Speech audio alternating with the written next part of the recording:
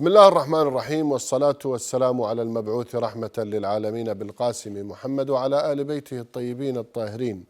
حديث الإفطار يكون بعد أن نتمنى لكم وندعو الله سبحانه وتعالى بقبول الأعمال والطاعات، وأن يكون إفطاركم شهيا أجركم ثابتا عند الله سبحانه وتعالى. نتحدث اليوم عن التكافل الاجتماعي في شهر رمضان المبارك. يعني شهر رمضان يعطي أعلى مراتب التكافل الاجتماعي بين الناس، وهو ما يسعى إليه الإسلام في فرض قيم التضامن بين الشعوب. أول أمر نستشفه من شهر رمضان هو الزكاة والصدقة. يعني يحرص المسلمون على الزكاة والتصدق في شهر رمضان، لا بل ربما يكون هذا الموضوع بطريقة متطورة عند المسلمين. يعني نودي ماعون للجيران يرجع لنا بغير شيء، يتصدقون ونتصدق عليهم، أو نهدي لهم ويهدون لنا. وطوبى لمن يذهب بتلك الأطباق إلى الفقراء والمحتاجين. يعني يخلي فطورة لذيذ جدا بطبق أعدته امرأة ميسورة ليذهب به إلى فقير.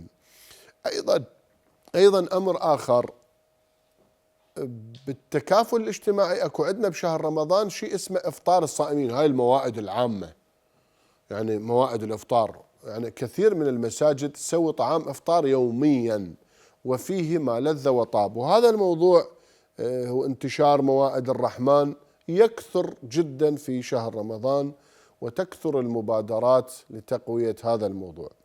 أيضا من الأمور المهمة في التكافل الاجتماعي في شهر رمضان هو زيارة الأرحام والأقارب.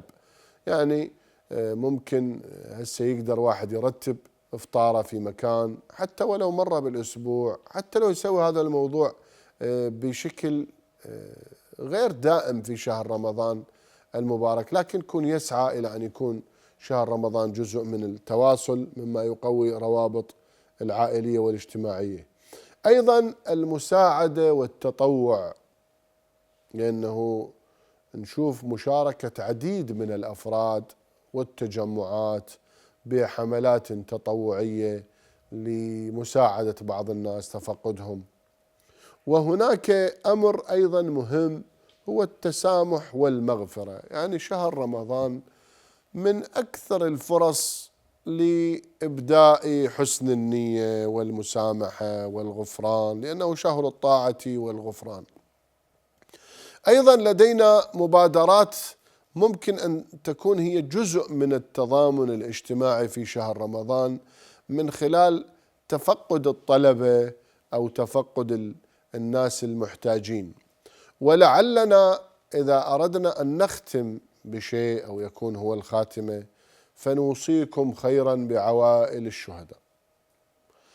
أفضل تكافل اجتماعي أن الإنسان يحمل كل همومه ويحمل ما يستطيع من مؤنة حتى وإن كانت معنوية، ويذهب لزيارة عوائل الشهداء أو تفقد أبناء الشهداء من هنا من هناك، وإطلاق المبادرات وجعل بيتهم مميز في المنطقة، وجعل مكانة خاصة لبيت وعائلة الشهيد في المناطق التي نعيش فيها، حتى يشعر أن تضحية أباه بدمه أو تضحية تلك العائلة بالمعين لم ينسى، وأن المجتمع بأكمله يحمل ذلك الجميل لذلك الفرد الذي ضحى لكي نضمن الاستقرار ونضمن الحياة الكريمة للباقين. أحبتنا، التكافل في شهر رمضان لا ينتهي ولا ينقضي، لأنه شهر تغل فيه الشياطين وتفتح فيه أبواب الرحمة، فنرى التكاتف بين الناس على أروع صوره، ونراه متمثلا بين الجيران، متمثلا بين الأقارب، وبحث الناس. أيضا نطلب أن لا يكون هناك أي إشهار للإفطار، لأنه قد يخدش هذا الشهر وإن لم يكن الإنسان قاصدا أو كان معذورا.